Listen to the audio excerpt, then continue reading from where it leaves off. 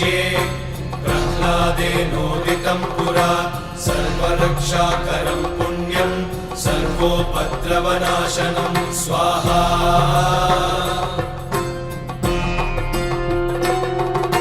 सर्वसम्पत्करं चैव स्वर्गमोक्षप्रदायकं ध्यात्वा नृसिंहं देवेशं हेमसिंहासनस्थितं स्वाहा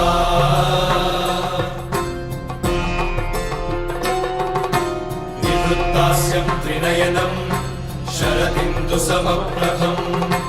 लक्ष्म्यालिङ्गितवामाङ्गं विभूतिविरूपाश्रितं स्वाहा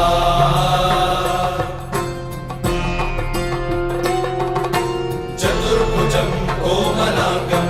स्वर्णकुण्डलशोभितं श्रिया सुशोभितोरस्कं रत्नकेयूरमुद्रितं स्वाहा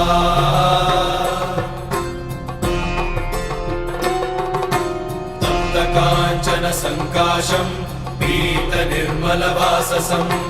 इन्द्रादिसुरमौलिष्टस्फुरन्माणिक्यदीप्तिभिः स्वाहा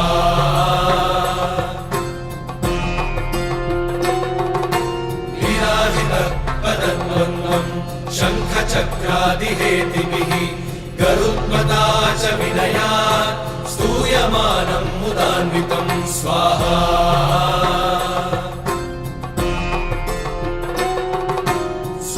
कमलसंवासं कृत्वा लुकवचं पठे नृसिंहो मे शिरः पातु लोकरक्षार्थसम्भवः स्वाहा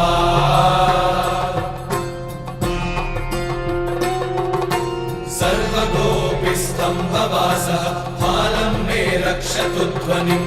नृसिंहो मे दृशौ पातु सोमसूर्याग्निलोचनः स्वाहा